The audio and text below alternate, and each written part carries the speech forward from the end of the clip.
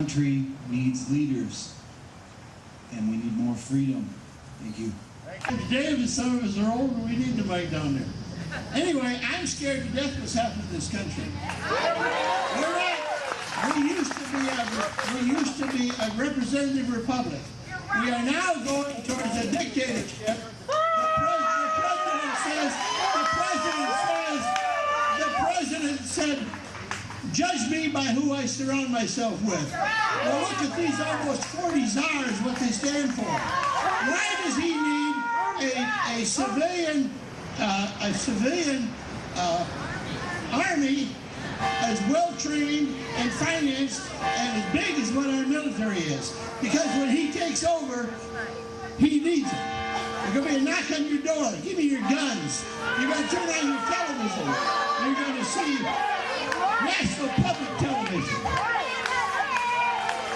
My name is Bob Cusack. I'm a retired realtor. I've been in the business 51 years. I graduated in 1958. What I don't understand is, when my uncle come home from World War II, I remember the day the whistles blew, somewhere around 1944. What happened to our country? They introduced zoning. And when I graduated, and it was told how we live in a free country, I found out instantly we don't have no freedom. That was countywide zoning. And I got active in 1958, and I have been for 51 years. We have no zoning in Ionia County, and I do have property here in Berry County, Ionia, and Mott County. And I'll tell you, if you let them put that sewer out there in Middle Lake, there's going to be more foreclosures. Those people cannot afford it. But I do believe in one thing, the right to vote. Let those people vote on it. Thank you. David, and I'm a part of the Progressives and the Democrats.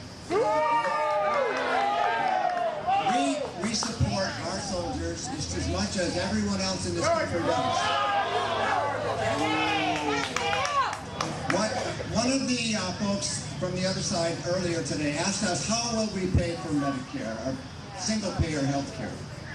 We suggest stop the wars in Iraq and Afghanistan. One more thing, if you're retired or if you're a veteran, and we appreciate all the veterans, you're on single-payer health care right now. We want it for all.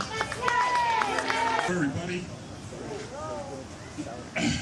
I'm a veteran, a Vietnam veteran. I'm here today to express a view that I have that hopefully everybody can see.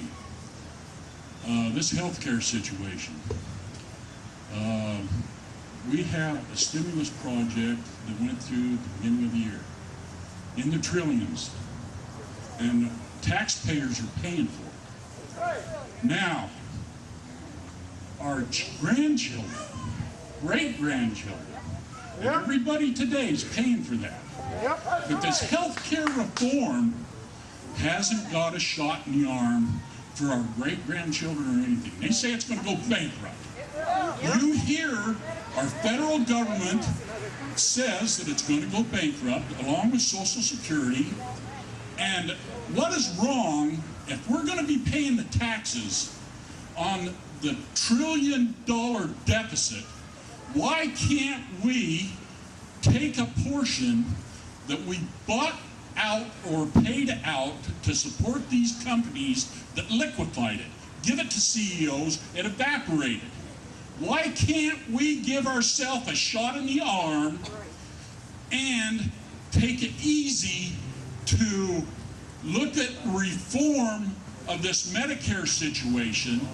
Because if we wipe it out and have to start over, it's going to be chaos. The system, some of that system is broken down, but at least it'll buy time for our grandchildren, and we can overhaul it with clarity from our government to the people before it goes through the House to amend any projects. It'll buy us time on Social Security and our health care reform. Let's get it done. Canada, I don't understand what the big problem is with the health care in Canada, because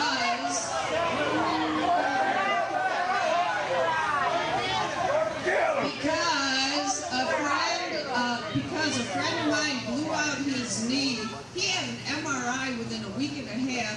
He had surgery done on that knee within a month, and he had time to recover. And also, I didn't hear that representative that first spoke willing to give up his taxpayer health care against this. I mean, he's got taxpayer health care. What's the big deal? Everybody needs health care. It's easy if you are working and have your own health care. Thanks to Bush, there's not a whole lot of jobs. It is the man who believes Obama in the country, a company, Pelosi, Reid, Obama himself, who says we're spreading phony information. They're the ones that are spreading the phony information. Abortion will be covered. It's in the 3 plans in the Senate, and it's in HR 4200. The fact that it isn't explicitly mentioned means that it's included. The Republicans tried to pass 7 amendments in the House that explicitly said abortion would not be covered, and they were all defeated. The pro-life amendments in the Senate that said abortion would be excluded were also all defeated. They're in the plans. Carol, and I'm a retired biology teacher, and I want to say one thing that I've learned is that 1 out of every $3 that we spend on medicine in this country is wasted. Wasted on unnecessary drugs, unnecessary procedures that the doctor orders just to cover so it doesn't get sued, you know. So the thing is, capitalism, which has made our country strong, doesn't work in medicine because you don't say, if the doctor says, your daughter needs an $800 tube of cream for psoriasis, as my friend did, she didn't say, I can't afford that. She paid for it. She had to buy it. She was desperate. That's all. And our income tax back then was about $1,200 a year. Now the new owner has bought this house. I lost it. I owed $158,000. The new guy bought it for $89,000, and he pays $2,000 in his property tax. My call is the state of Michigan. Let's do something about that. He paid $89,000 for it. Shouldn't he pay income tax on $89,000, not $158 or $200 is what they said? So anyways, Grandma did one thing that she said she was going to do. She said, I'm going to blow you away. She blew us all the way to Texas. One who did not invent or create it, common sense dictates that the blueprint or instructions by the original designers must be examined and followed. Most Americans, however, by ignorance or apathy, are forgetting and neglecting the foundational principles of this great nation and its founders. We do so to our own peril. George Washington said, government is not reason. It is not eloquence, it is force. Like fire, it is a dangerous servant and a fearful master. Our founders vehemently opposed the redistribution of citizen property and citizen labors to other people. Thomas Jefferson said, if we can prevent the government from wasting the labors of people under the pretense of taking care of them, they must become happy. The answer is to get back to the principles of our country's foundation. The instruction book, the blueprints. We need less external government and more self-government.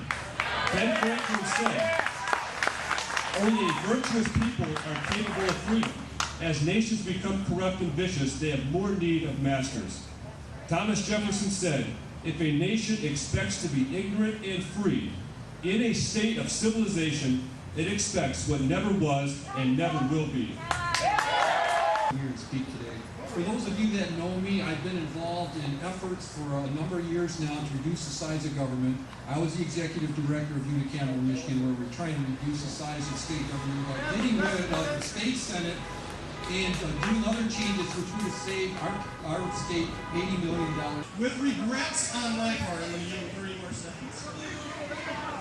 Hey, you know what? I pay my taxes too. I own property in several townships. This is my courthouse lawn too. It's not just yours. Okay? How many of you protested the GOP's Medicare Medicare drug prescription program